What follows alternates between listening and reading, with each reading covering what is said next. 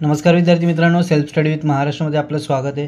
तर मित्रांनो, MIDC भरती 2025 या 2025च्या भरतीमध्ये लिपिक टंकलेखकची परीक्षा कशा पद्धतीने पार पडली, त्या पेपरचे किती जागा होत्या, त्या जागेसाठी किती अर्ज आले होते, ठीक आहे, आणि त्या एका जागेसाठी स्पर्धा किती होती, ह्या सगळे प्रश्न तुम्ही थंबनेलवर पाहिलेले आहेत। या सगळ्या प्रश्नांची उत्तरं तुम्हाला आज देणार आहे, ठीक आहे। तर चला तर मित्रांनो, वेळ न घालवता आजच्या व्हिडिओला सुरुवात करूया। तर जागा एकूण होत्या 66, ठीक आहे। त्यानंतर अर्ज आले होते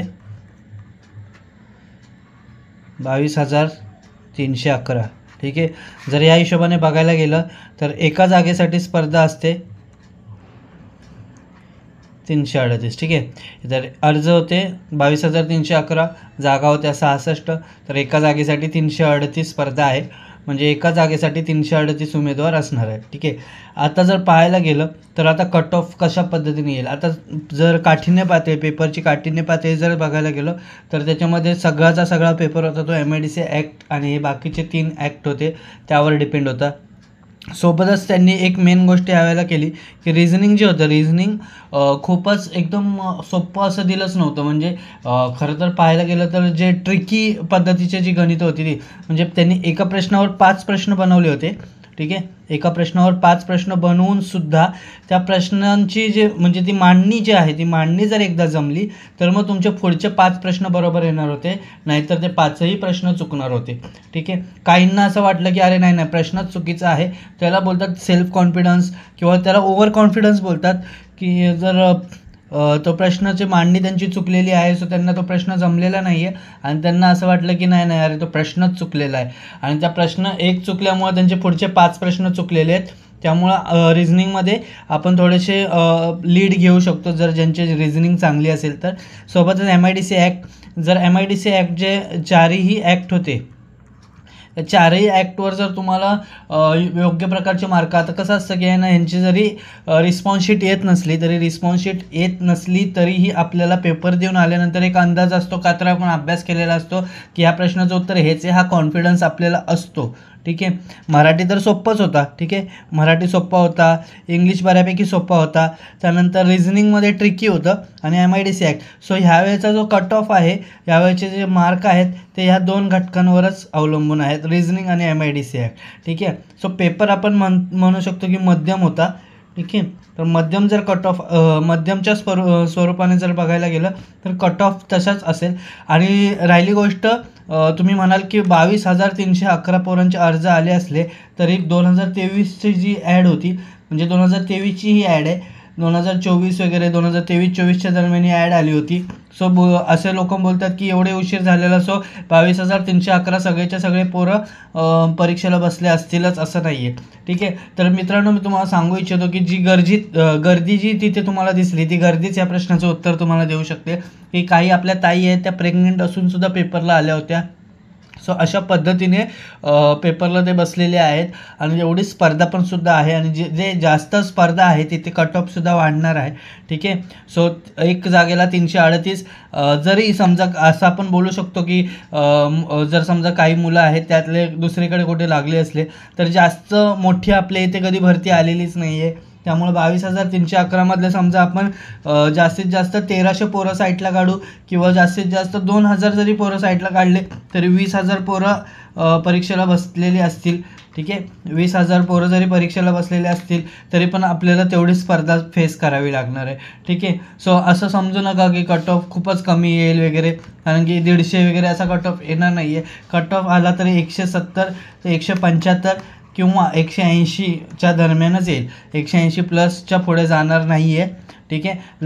मागच्या वर्षीचा जो MIDCचा झालेला, तर MIDCमध्ये 180 कट ऑफ लागलेला, आणि हा कट ऑफ ह्यावेळेला सुद्धा ह्याच दरम्यान असेल 180च्या, त्यानंतर मग थोडासा पुढे किंवा मागे होऊ शकतो 180 प्लस मायनस, ठीक आहे। ते डिपेंड आहे मुलं किती बसले होते पेपरला, पण आपण आपला अंदाज बघायला गेलो तर मग पेपरच्या गर्दीनुसार जर बघायला गेलं तर पोरं जास्तच होते, सोबत पेपर ट्रिकी होता, त्यामुळे सुद्धा एक अंदाज आपण लावू शकत नाही आहे, कारण की कसं आहे की प्रत्येक विद्यार्थ्याला, आता कसं आहे की काही विद्यार्थी असतात ते खूपच स्कॉलर लेवलचे असतात, त्यांना ते ट्रिकी लेवलचे रिझनिंग खूपच इझी वाटतं, का कारण की त्यांनी SSCच्या एक्झाम दिलेल्या असतात, बँकिंगच्या एक्झामची प्रॅक्टिस केलेली असते, सो अशा पद्धतीने ती लोक त्या प्रकारची गणित असल्यामुळे त्यांचं हे होऊन जातं, कारण की IBPS पॅटर्न त्यांच्यासाठी ओळखीचा आहे. ठीक आहे, IBPS पॅटर्न ओळखीचा असल्यामुळे त्यांना ते सोपं जातं. पण आपल्या इथे कसं आहे की आपल्याला एका प्रश्नावर एकच गणित अशा पद्धतीची एक मेंटॅलिटी झालेली आहे. त्यामुळे या ठिकाणी आपल्याला असं वाटतं की नाही, IBPSला एका प्रश्नावर एक गणित असं नव्हतं, तर त्यांनी ती पुरं गणितच चुकलेलं, त्यामुळे ती मांडणी आपली चुकल्यामुळे आपण डोक्यामध्ये असा विचार केला की गणित चुकलेलं आहे. सो असं काही नाही आहे, गणित बरोबर होतं आणि गणित पूर्णच्या पूर्ण बरोबर असून त्याच्यावरचे जे 5 प्रश्न बनवलेले होते ते सुद्धा ते बरोबरच होते. त्यामुळे तुमचे जर एक फक्त मांडणी चुकली तर पुढचे 5ही गणितं चुकलेले आहेत, हे असं डोक्यामध्ये धरा आणि तुमचं तिथे मार्क कमी होणार. ठीक आहे, तर आपल्याला ते मार्क कमी करायचे नाही आहेत, आपल्याला वाढवायचे होते. त्यामुळे आपले ह्या ठिकाणी थोडंसं निगेटिव्ह होऊ शकतं. आणि समोरचे जे व्यक्ती आहे, ज्या आपले जे स्पर्धक आहे, जे एका जागेसाठी 338 आपण बोलतोय, तर त्या 338 मधले जी पोरं आहेत ते पुढे जाऊ शकतात. ठीक आहे, या अशा पद्धतीची स्पर्धा असणार आहे. त्यामुळे कट ऑफ आपण बोलायला गेलं तर 170 ते 175 किंवा 180 या दरम्यानच लागू शकतो, त्याच्या पुढे जाणार नाही. 190 191 असा कट ऑफ जाणार नाही, जास्तीत जास्त 180ला +5 पर्यंत जाऊ शकतो. ठीक आहे, लयच कोणी हाय बाबा लय स्कॉलर होता त्याच्यामुळे 180 पकडून चला. आणि 180 +5, मुलींचा वगैरे 175 आणि कास्टवाल्यांचा 170 ते 175च्या मध्ये लागून जाईल. ठीक आहे, कास्टवाल्यांचा 170 ते 175. ठीक आहे, मुलं म्हणजे मुलींचा सुद्धा का 170 ते 175 आणि जे ओपनचे आहेत ते 180च्या दरम्यान लागून जातील. ठीक आहे, 180च्या +5 वगैरे लागून जाईल. ठीक आहे, जास्तीत जर एकदमच स्कॉलर वगैरे असेल पोरगा तर मग 180 +5 ओपन कॅटेगरीचा जाऊ शकतो, नाही तर मग जास्त पुढे ती लोक नेणार नाहीत. ठीक आहे, एकदमच हायेस्ट लेवलला नेणार नाहीत आणि 170 ते 180च्या दरम्यान तुमचा हा कट ऑफ बसू शकतो. कोणाचा सांगत होतो मी?